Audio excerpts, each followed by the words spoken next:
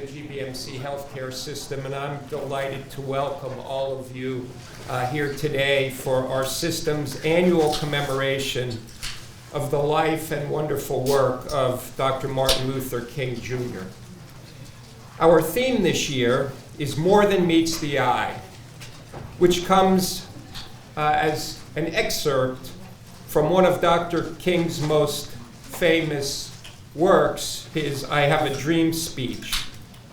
Dr. King stated, "I have a dream that my 4 little children will one day live in a nation where they will not be judged by the color of their skin, but by the content of their character." Dr. King was known for his leadership of the modern American civil rights movement, which included nonviolent resistance and civil disobedience. He drew inspiration from his faith and the peaceful teachings of Mahatma Gandhi. Today, as we commemorate his wonderful life, we wish to welcome all our special guests, especially Father Joe Muth, our keynote speaker, the Parkville High School choir, and of course all of our GBMC healthcare family. Earlier this week, many celebrated the King holiday and Dr. King's example by performing various acts of kindness and works of service to others. Today, we will also present the Spirit of King Award to one of our employees whose works of service help to continue Dr. King's legacy. So again, I want to thank you all for joining us here today. And now I would like to ask our chaplain, Joe Hart, to come forward to offer prayer. And after that, we will hear from the Parkville Senior High School choir. Joe?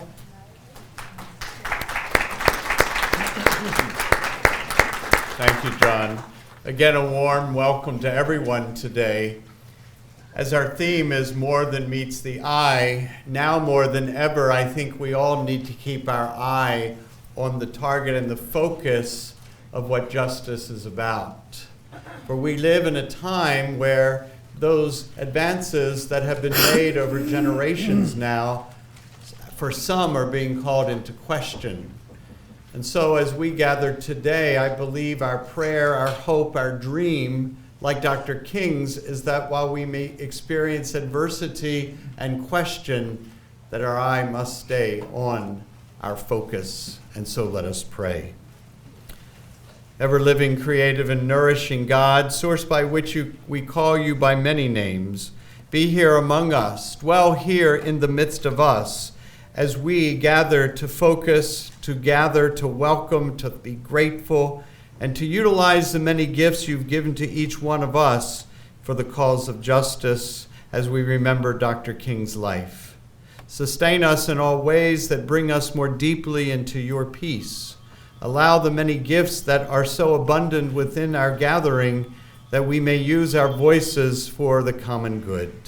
Sustain and bless those whom we love, those who are sick, those who are not able to be with us today, in a way that brings new hope and new life to all. As we ask these things, we ask it in your name. Amen. Amen.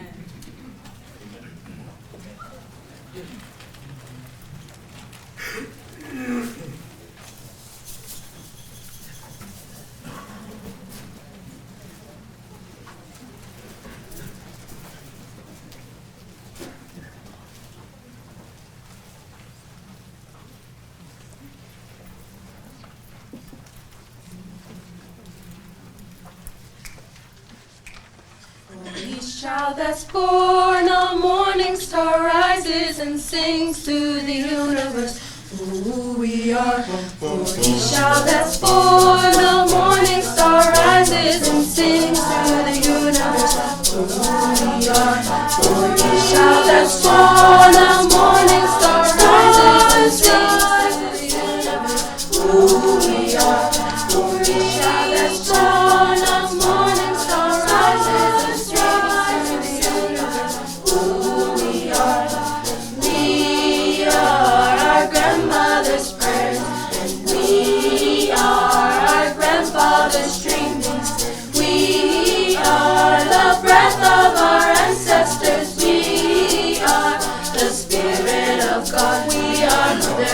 of courage and fathers of time. We are daughters of dust and the sons of great visions. We're sisters of mercy and brothers of love. We are lovers of life and the builders of nations. We're seekers of truth and keepers of faith. We are makers of peace and the wisdom of ages. We are our grandmother's prayers, and we are our grandfather's dreamings. We are the breath of our ancestors. We are the Spirit of God. We are mothers of courage and fathers of time. We are daughters of dust and the sons of great vision. We're sisters of mercy and brothers of love. We are lovers of life and the builders of nations. We're seekers of truth and keepers of faith. We are makers of peace and the wisdom of ages. We are our grandmother's prayers, and we are our grandfather's dreamings. We are the breath of our ancestors. We are the Spirit of God. For each child that's born, a morning star rises and sings to the universe who we are.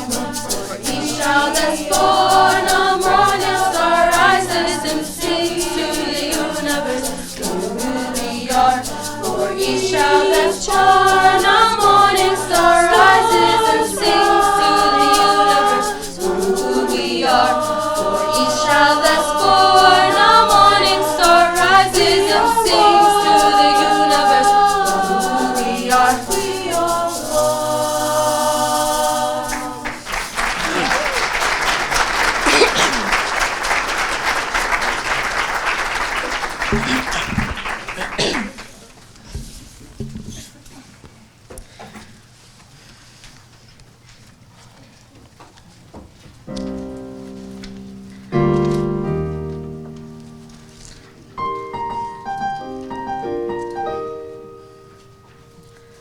I'm not a stranger to the dark.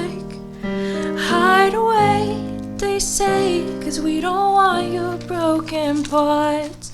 I've learned to be ashamed of all my scars. Run away, they say, no one will love you as you are. But won't let them break me down to dust. I know that there's a place for us, for we are glorious. When the sharpest words wanna cut me down, I'm gonna send a flag, gonna drown them out. I am brave, I am bruised, I am who I'm meant to be. This is me, look out, 'cause here I come. And I'm marching on to the beat I drum. I'm not scared to be seen, I make no apologies. This is me.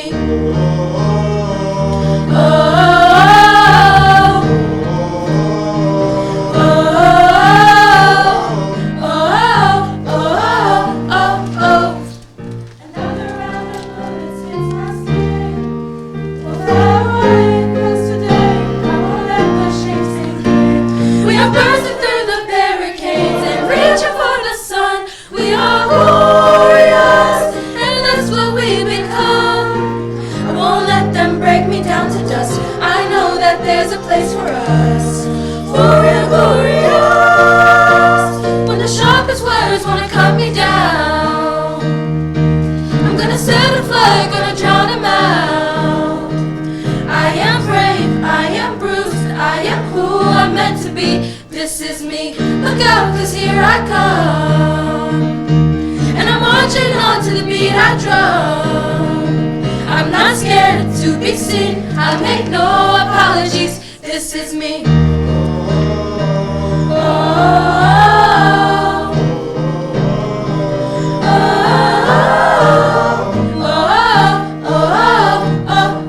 This is me.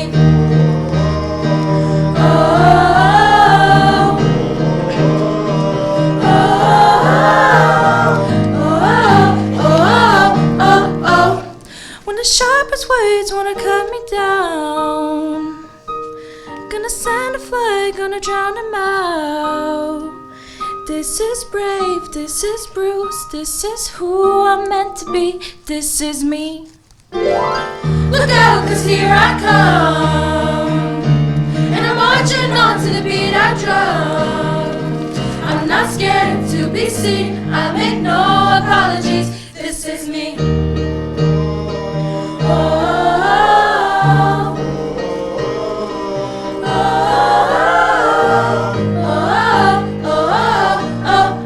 This is me.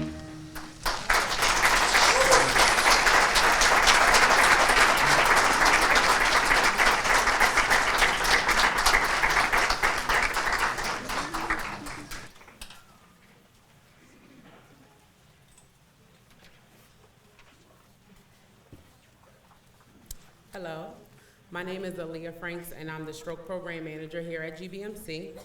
And today we are going to hear from Father Joe Muth, the priest of the Archdiocese of Baltimore. He graduated from St. Paul Latin High School in Baltimore, Maryland. He went on to receive his AA degree from St. Charles College, a bachelor's in philosophy from St. Mary's Seminary and University Liberal Arts College, and a master's degree in pastoral care. He was ordained in 1974 and has served in 6 parishes in the Archdiocese. Currently, he is the pastor of St. Matthew Church, which has a diverse community made up of over 40 different countries. Father Joe is also the pastor of Blessed Sacrament Church in Baltimore City and has also been asked to initiate a Catholic campus ministry on the campus of Morgan State University. Please help me welcome Father Joe Muth. Thanks, Leah. Thank you. Good afternoon, everyone. Thank you for inviting me here today. The wonderful remembrance that the choir gave to us. We are our grandmother's prayer, our grandfather's dream. We are the breath of our ancestors. That's not just for you, that's for all of us, because those are the shoulders on which we stand, and we are reminded of those shoulders today in a special way because we come to recognize the fact that we stand on the shoulders of Reverend Dr. Martin Luther King and Coretta Scott King, and the memory that they left for us and the strength that they gave to us and the opportunity that we have to live from their spirit and to make that a reality for all of our lives. So it's a great way to be able to be here. Oh, that's me.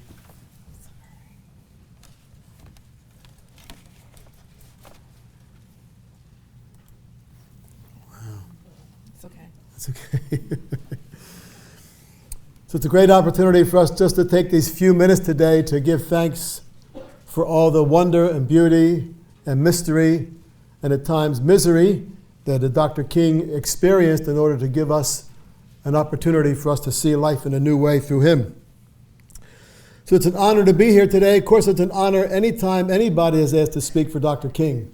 No matter what school or church or synagogue or mosque or hall or neighborhood, when you gather on a yearly basis somewhere to kind of remember Dr. King and be thankful for his life, it's great to be able to do that.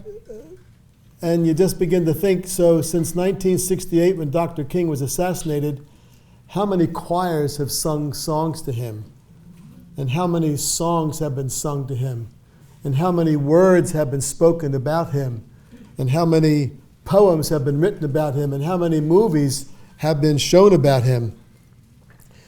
It's amazing to think all of that's been done, and it's as if we still haven't gotten to the essence of what we think Dr. King's words are saying, that we have to go back to this every year on a regular basis to say, is that what Dr. King really meant? Is that what Dr. King really said? Is that what he thinks we can really do? I mean, the whole quote that Mr. John Cesar gave at the beginning about, my 4 little children, that we've heard that quote so many times, from little children saying that in schools to high school children saying that to people preaching that word in churches. My children will live in a world one day where they're judged by the content of their character. We all have that memorized. We all know how to say that. We all hear it year after year. And yet it's important that we take it seriously. That was said at the March in Washington on August the 28th, 1963. don't know, maybe some of you were there. Was anybody there? Any of your parents there? You were there? Yeah. Any of your parents there or grandparents there that day? That was about 56 years ago. Anybody here 56 or older? Yeah. Me? Oh, you are? Okay. You too? Okay. 3 of us. Okay, that's great.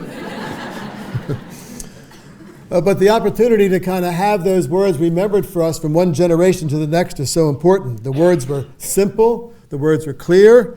And it's as if our racial history has been so hurtful and been so deep that we go back to those words on a regular basis because we have to call them to mind because they give us hope and reminding us of what we're called to be. So some of the background information that we have today. So your theme is more than the eye can see, but also more than we can hear, more than the heart can bear, more than we can even stand. Because Dr. King gave us an example and words to kind of push us beyond what we really think we're able to do at times. But some of the background information of what Dr. King dealt with and the atmosphere and the attitudes that he was struggling with are important for us to see. So I'm going to go through a couple of things today just to kind of, some of you probably know this, but some of you this might be new information about, Dr. King's relationship with Mahatma Gandhi. They never met. Gandhi was killed in 1948 and King was only 19 at the time. But later on in 1959, King went to India to learn about Gandhi's nonviolent resistance because it was so important to do that. And Gandhi recalls that nonviolence is a truth force or a love force, and nonviolence is so shocking. People don't expect it. If somebody hits somebody, the normal reaction is to hit them back. If somebody physically attacks you, the normal reaction is to physically attack them. But that nonviolent resistance is a shock. It catches people off guard. It actually does what the word says. It disarms people because they're not expecting you to not be violent back to them if they're violent to you. It's a hard thing to do. You have to really work on it. You have to really work on yourself. You have to have people to support you in doing that. But nonviolence resistance is really important. And Gandhi and King lived that to the best of their ability. It's like people should seek truth and love while refusing through nonviolent resistance to participate in something they believe is wrong. King connected Gandhi's nonviolence to Jesus, saying, "Love your enemies and pray for your persecutors." King came from that tradition. Gandhi came from another tradition. But King put both of those traditions together. And it's like Dr. King said, "I came to see for the first time that the Christian doctrine of love, operating through the Gandhian method of nonviolence, was one of the most potent weapons available to oppressed people in their struggle for freedom." One of the most potent weapons available in their struggle for freedom.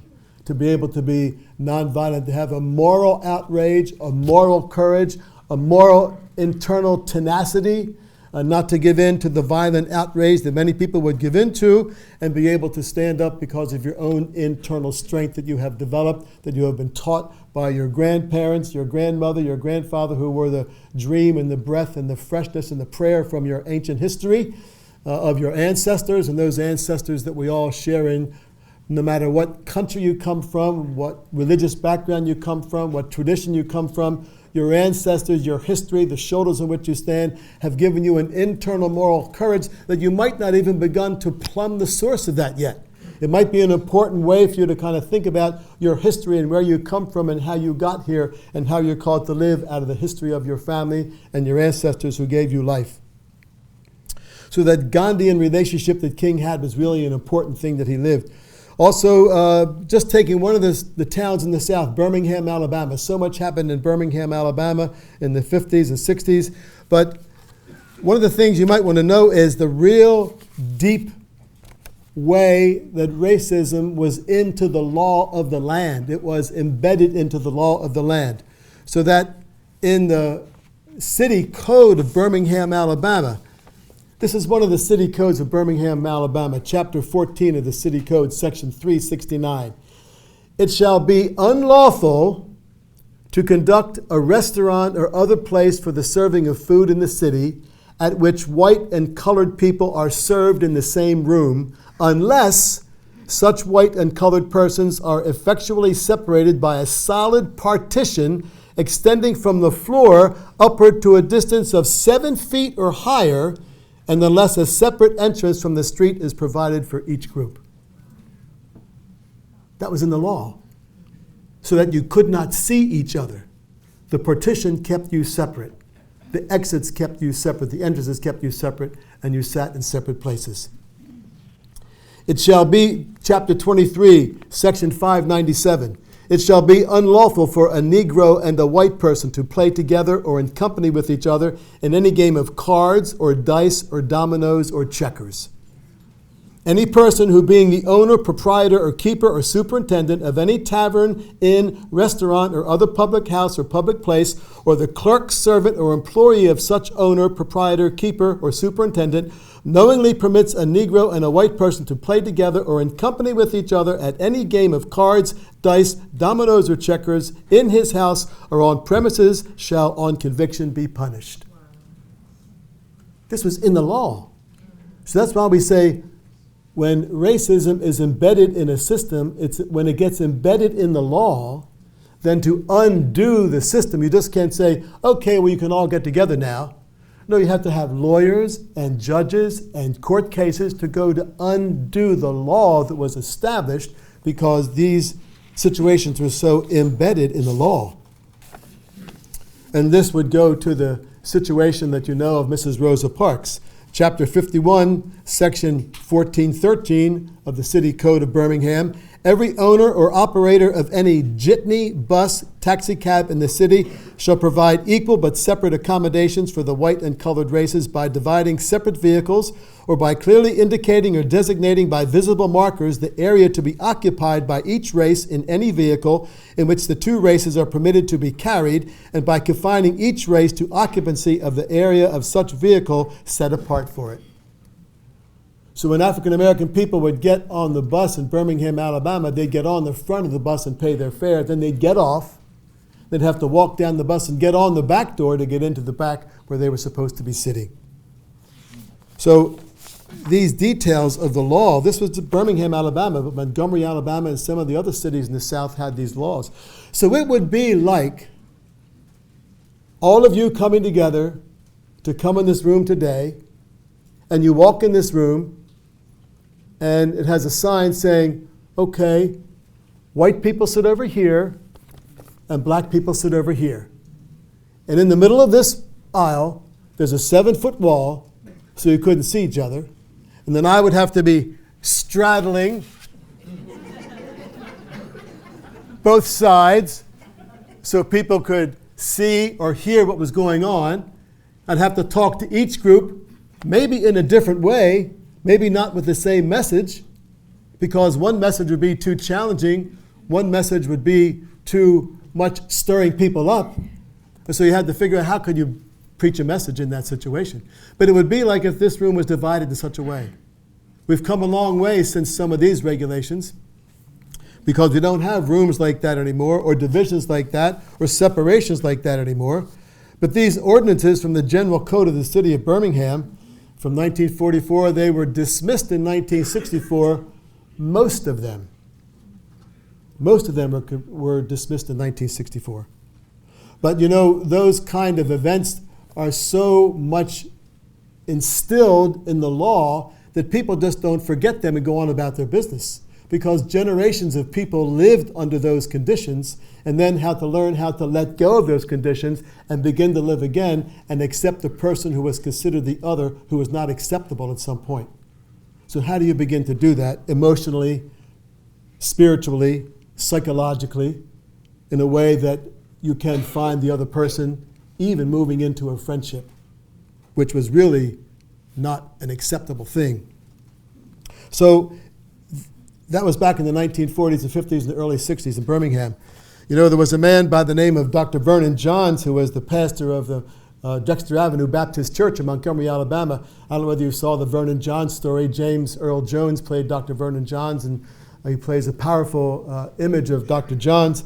But Dr. Johns from Dexter Avenue Baptist Church was there from 1947 to 1952, and he was so intensely angered by the shootings in his own time of young black folks in his city that he gave a sermon one Sunday.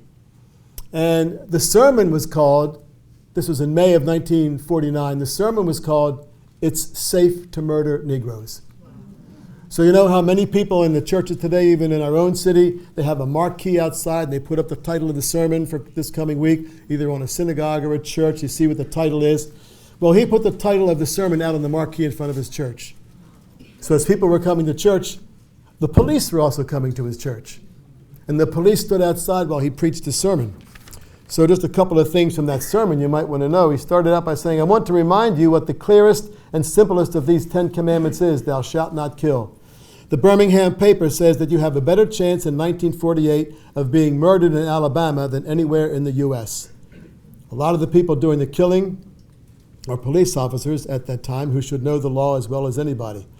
So when you say here in this line, the Birmingham paper says that you have a better chance in 1948 of being murdered in Alabama than anywhere else in the USA, is that the thing we say about Baltimore now? Is that the same phrase we can shift to Baltimore and take away the word Alabama and put in Baltimore and say that's the condition of our own city? It seems like that's the risk that we're facing right now and all that we are going through. Dr. Vernon John said, "But you know there is no justifiable homicide. God never spoke about justifiable homicide. He said, 'Thou shalt not kill.' He didn't say, 'Thou shalt not kill' unless you've got an excuse. He didn't say, 'Thou shalt not kill' unless you're a police officer. And most assuredly, he did not say, 'Thou shalt not kill' unless you're white. Last week, a white man was fined for shooting a rabbit out of season. But of course, it's safe to murder Negroes." You can imagine this powerful, emotional sermon being given on a Sunday at his church. And he had speakers outside this so the police could hear what he was saying, and anybody who gathered outside could hear what he was saying. And he gave the sermon, and of course, at the end of the sermon, he was arrested for stirring up trouble in his city. So this is the atmosphere that Dr. King came from. He was aware of all of these things. He was aware that this was happening. He was aware from what he had heard. He became, when Dr. Vernon Johns was the pastor of Dexter Avenue Baptist Church from 47 to 52, Dr. King became the pastor following him from 1954 to 1960 of the Dexter Avenue Baptist Church. It was out of that church that Dr. King began his civil rights action because of what he had learned by being in that church. At the end of the sermon, Dr. Vernon Johns challenged his congregation at the time by saying, the reason why all these murders can happen is because you as a congregation do nothing. You let them go on, and you refuse to act on behalf of your own people or your own city. Do we say that today? The reason Baltimore is the way Baltimore is the way we let it happen? Is there a certain level of that we need to address, that we need to think about, that we need to understand in our own time?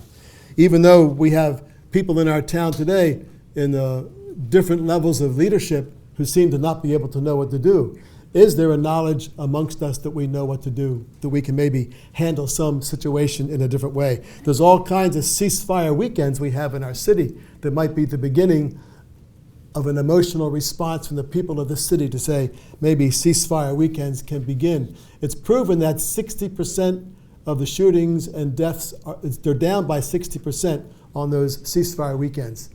Is that a start? Is that a way? Also in the 1950s, you know, that's when Rosa Parks was arrested, December the 1st. It was a Thursday, December the 1st, 1955. She was arrested for not getting up and giving her seat to a white person on the bus. But earlier that year, in March, a young woman by the name of Claudette Colvin, she was 15 years old. She was arrested for not getting up and giving her seat on the bus. And then in October of that year, Mary Louise Smith, 18 years old, was arrested for not getting up and giving her seat on the bus.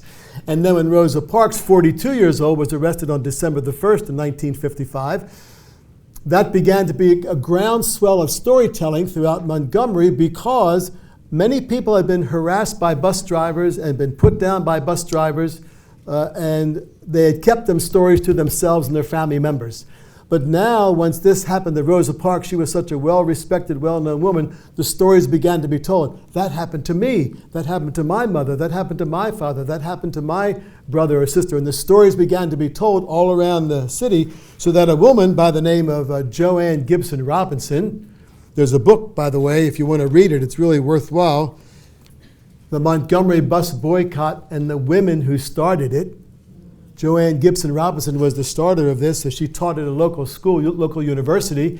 And when Rosa Parks was arrested on December the 1st, Thursday, 1955, Joanne Gibson Robinson, that night, that Thursday night, got together with some of her students and some of the other women of the WPC. The WPC was the Women's Political Council. These women, these African-American women, wanted to join the League of Women Voters, but the League of Women Voters was white and would not let them in, so they started the WPC, the Women's Political Council, and they began to get together on Thursday night. And some of you may be familiar with this kind of machinery, but there was an office machine at the time called a mimeograph machine. Some of you might remember a mimeograph machine. You know, those long purple sheets of paper with ink all over it, and you got all messed up trying to copy something out.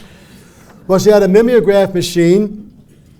She had 35 reams of paper, 500 sheets per ream. So she ran off 17,500 sheets with a message, 3 messages on each sheet about on Monday, December the 5th, was going to be the trial of Rosa Parks. We were going to have a bus boycott for that one day.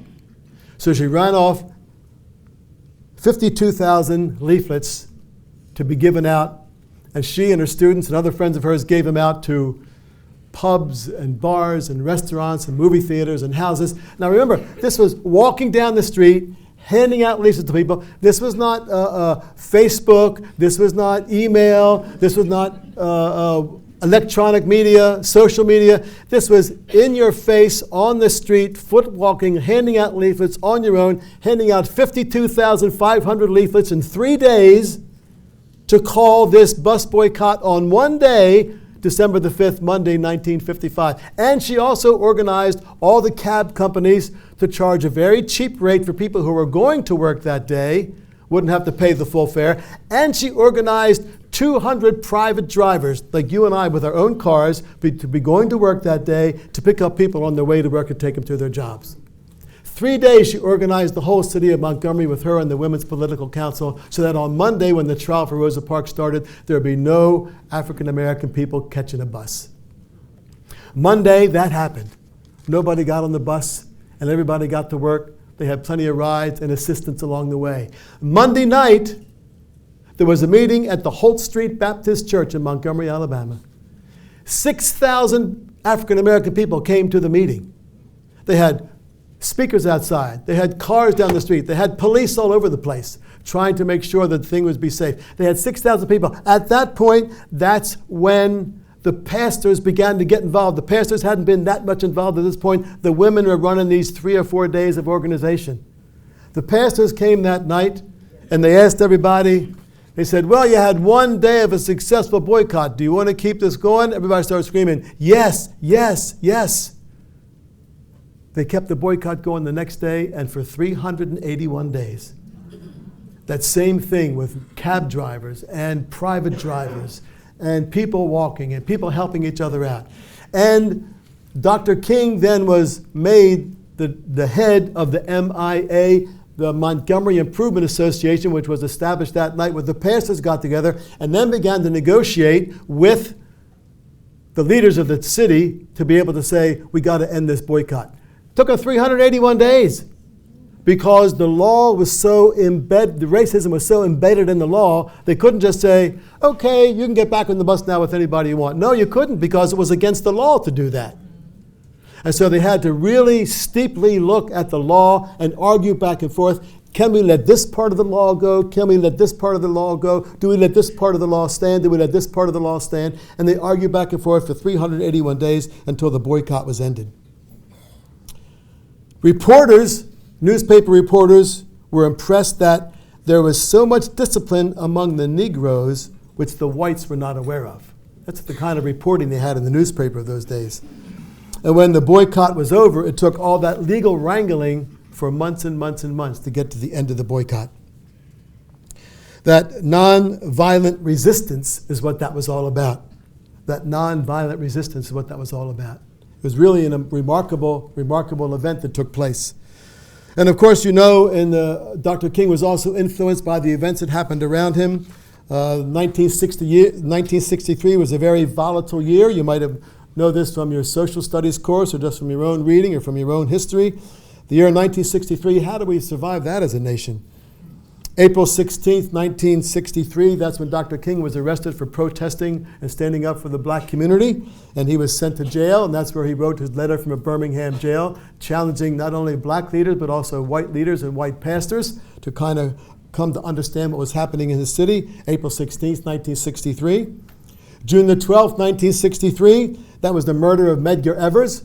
Murder of Medgar Evers, he was a political worker trying to get people to register to vote. A very simple thing, getting people to register to vote.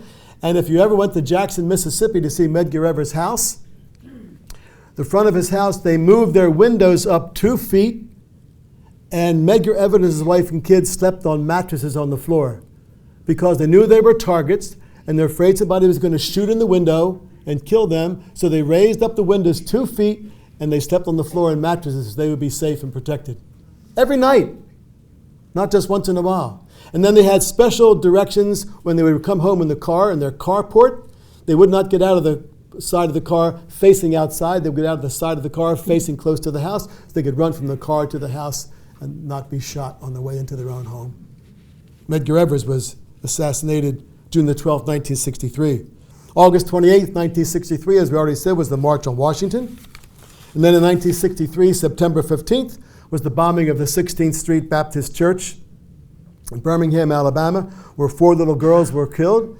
Addie Mae Collins, 14, Cynthia Wesley, 14, Carol Robinson, 14, and Carol Denise McNair, 11. On September 17th, there was a funeral for Carol Robinson. 1,600 people attended her funeral. September 19th was the funeral for the other 3 girls. 3,300 people attended their funeral, 800 clergy, and no city officials showed up. That's how volatile and divisive it was under the realm of such racial hatred. So we see how that could be so embedded and established in a society, in a city, in a place, that to fight and overcome it takes a lot of internal fortitude, a lot of prayer, a lot of gathering together, a lot of conversation, a lot of standing up, a lot of nonviolent resistance to be able to overcome such difficult, tragic, oppressive situations and circumstances. And of course, you know that on April the 3rd, 1968, the night before Dr. King was assassinated, he was in the Lorraine Motel in Memphis, Tennessee, standing up for the sanitation workers. And he said, you're familiar with the famous speech that he gave that night, you know, God has allowed me to go up the mountain and see the promised land. I may not get there with you, but we as a people may get there. So is that us? Dr. King said, I may not get there with you, but are we those people now? We haven't gotten there yet. Are we still challenged to get there? Is that still our work, our spirit, from our religious communities or from our families or are we still on the way to getting there? We've done some things, but we haven't gotten there yet. And when Dr. King said, when I get up to the mountain, that's the same story that's in the end of the book of Deuteronomy that talks about what happened to Moses. Moses went up to the mountain, looked over and saw the promised land. He didn't get there, but he saw the promised land and he came back down the mountain and he died shortly after. But there's an old gospel song about that, Sweet Hour of Prayer. Anybody know Sweet Hour of Prayer? You know, it says, and from Mount Pisgah's lofty height, I view my home and take my flight. You know, that's what Dr. King did, that's what Moses did. From Mount Pisgah's lofty height, I view my home and take my flight. This robe of flesh I drop and rise to seize the everlasting prize. And shout while going through the air, farewell, farewell, sweet hour of prayer. Dr. King made that a reality for his own time. He saw something that night. He saw something that night, April the 3rd. He was not afraid any longer. He said, I've seen what I need to see. I've been to the mountaintop. I'm not going to get there with you, but we as the people will get there. We are still those people. We are still on the way. The dream is still needing to be dreamt and lived. And let me just end with 3 quick stories about living the dream out and way far beyond what the eye can see. So I'm at St. Matthew on Lochraven Boulevard and Woodburn Avenue. It's right next to Good Samaritan Hospital. And we have a school on our campus called Cardinal Sheehan School. You might have seen on Facebook or YouTube something, the Cardinal Sheehan School Choir this week, they sang on The View with the Krieger Schechter Day School from Shizukamuna Synagogue. I don't know whether you saw that or not. But there was a young boy by the name of Harrison Freibush, 14 years old. He got his bar mitzvah last March. And as part of his bar mitzvah project, he's a musician. He said, I want to bring schools together, 2 choirs together. So he contacted Cardinal Sheehan School. They said, okay. So they went out and they sang at Krieger Schechter Day School, the Jewish choir and the Christian Catholic choir. They sang out there.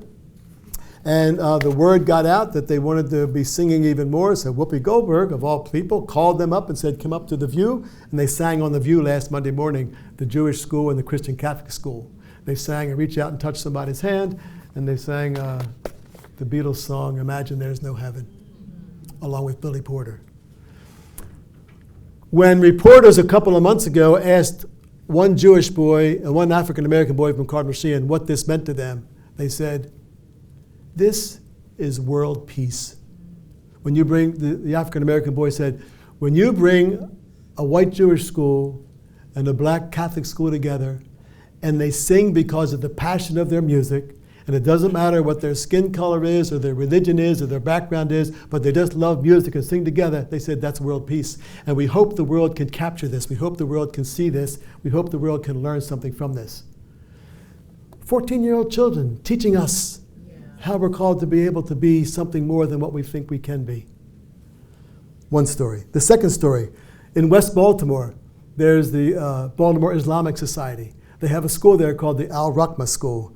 Several years ago, because of the harsh language against Muslims in this nation and the harsh words that were being used, myself and our council of the church said we got to get connected to the Muslim community somehow. So we got Cardinal Sheehan School again to go over to the Al-Raqma School, and teachers from Al-Raqma School and Cardinal Sheehan School began to talk about what we could do together, how we could share together.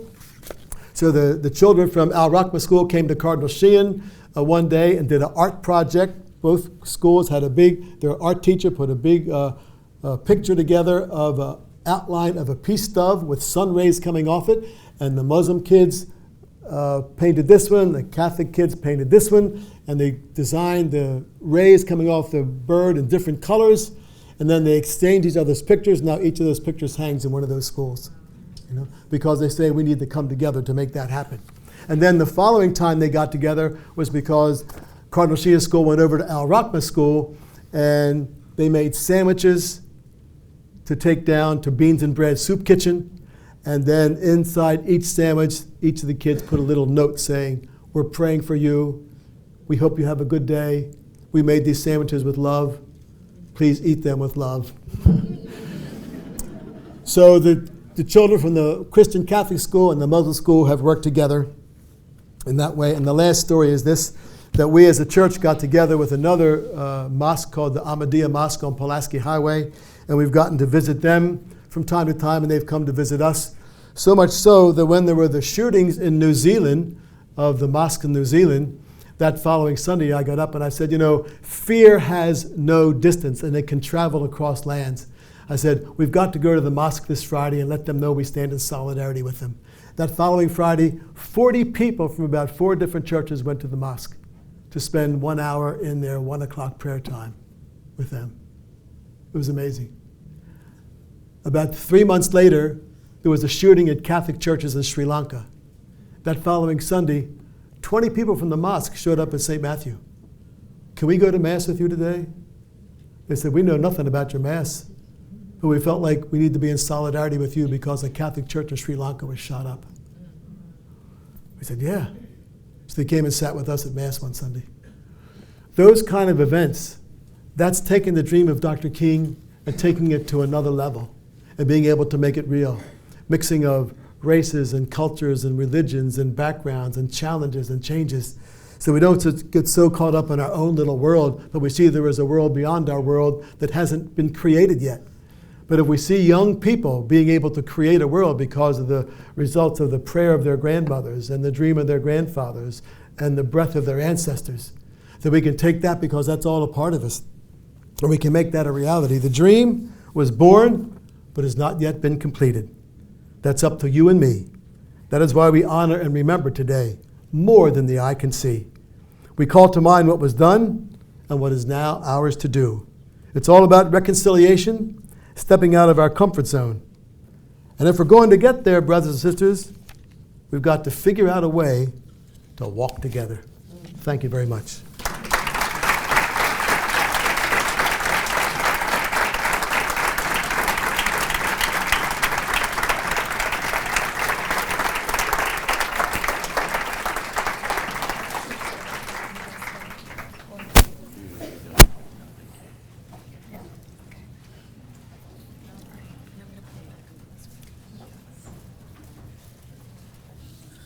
Wow. So, what I'm going to do now, I'm very moved by that, and so bear with me for a second.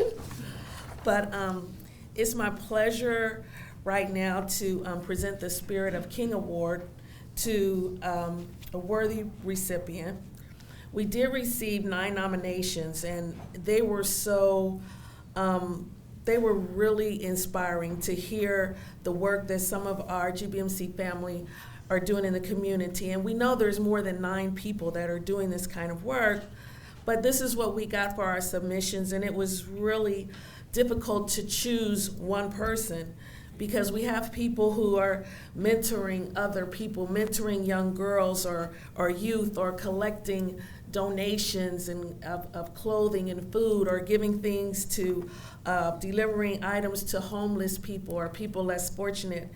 And so it was really difficult, or collecting gifts for needy families during the holidays. So it was difficult to choose one. However, we did. And I want to read just a portion of the nomination.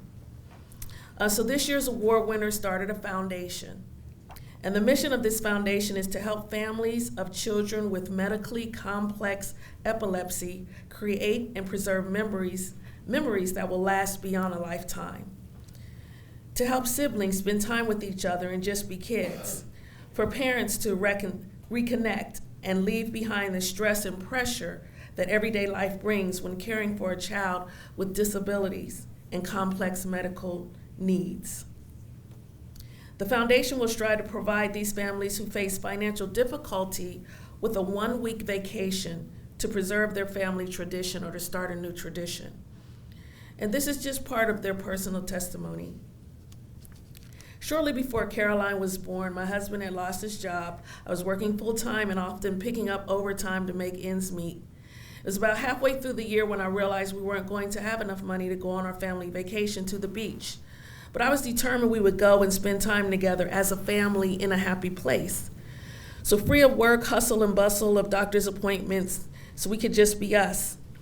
So I worked enough overtime by Caroline's first birthday, we had saved enough to go to the beach. That week, with all our family there, we baptized Caroline in the ocean. The first time Caroline touched the sand and heard the waves, her eyes sparkled, and you could see her soul dance. It was then and there that this dream was born, and we decided we would help other families facing hospital bill after bill, job loss, and financial struggle afford a simple, wonderful, worry-free family vacation through Family Vacation.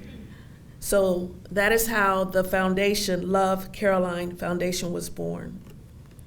So every year, this person hosts a fundraiser at Red Brick Station, and she collects donations from local businesses. She also has a 50-50 raffle. She hosts different fundraising events, candle sales, essential oils, all to raise money to help these families. While she has her own struggles with her own family, a daughter with a disabling condition, she started this organization to give back to other struggling families rather than to promote or distinguish her own situation. She is always looking for ways to give rather than to receive. She goes above and beyond to care for others.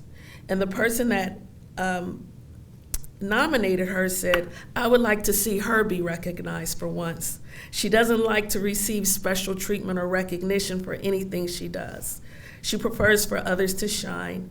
However, this year, we, for 2020, First of all, you can see all of our wonderful nominees, and I would like to ask all of our nominees to stand, and we could just give them a hand for the things that they are doing in our community.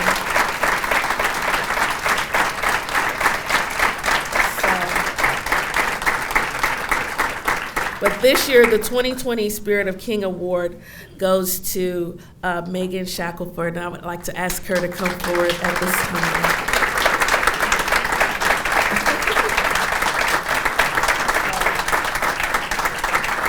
Congratulations,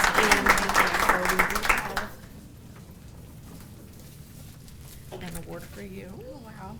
Thank you. And also, the other part of this, and here is your Thank you.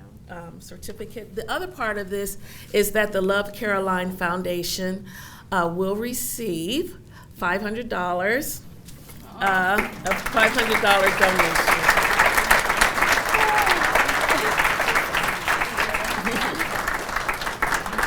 So if you want to come around here, where's our photographer? Okay, I'm like, where's the photographer? Okay. iPhone. Okay. So I want to congratulate Megan, and also I would like to congratulate all of our nominees, and thank you for your community service and your dedication to your communities. Thank you so much. Sure. Okay. Sorry, I'm really quick.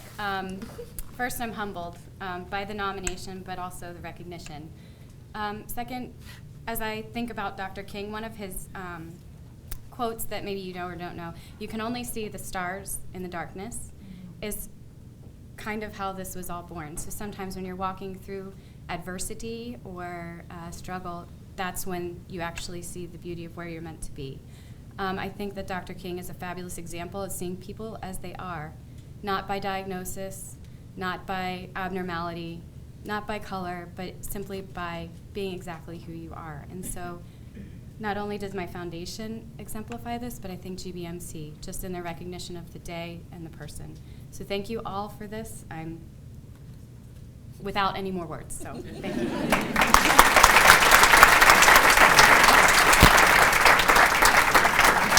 So you can, yes, and you can keep the check. Oh, okay. But we'll get you a real check.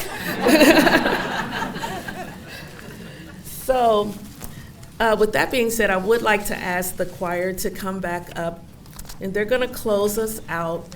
But what I would like to do is I would like to can we give Father Joe Muth another hand for his powerful message?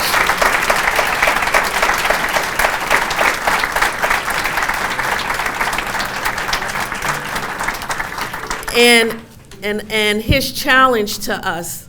So it was a powerful message, and we probably all enjoyed it, but it was a challenge to us.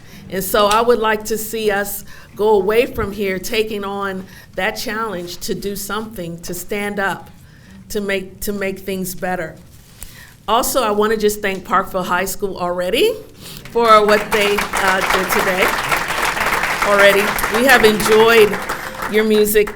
And Dr. Chazar has left, but I just want to thank him for his leadership and commitment to diversity and inclusion. I want to thank our planning committee who did a wonderful job planning this event. Can you guys stand real quick and be recognized?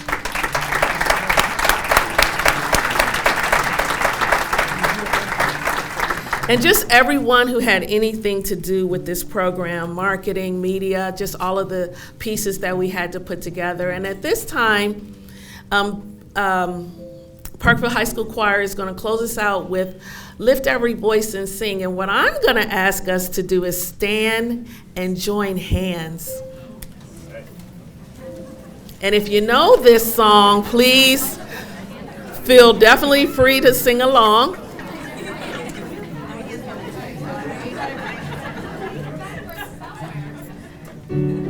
And I remember those last words of Father Muth about walking together. So we start by joining hands, right? So this program was streamed live and also will be on our YouTube channel. So if you want to tell everybody, you can still see the program today. But okay, let me be quiet. Oh, I got one more thing. Next month, We're going to have another wonderful program, our Black History program. Our theme is the power of unity, and it's going to be another wonderful program and opportunity for us to come together. So thank you all. You guys ready to sing us out? We're going to sing along. Okay.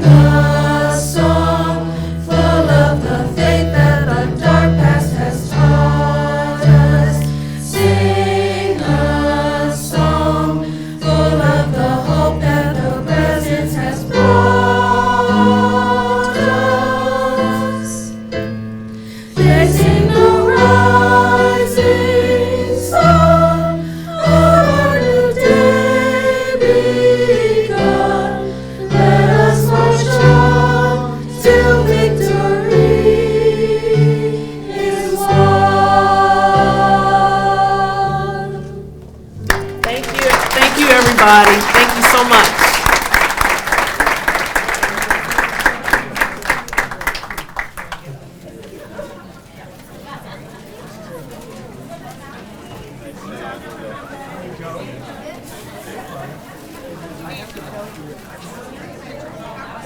Yes. Can all of our nominees come forward? All of the Spirit of King nominees.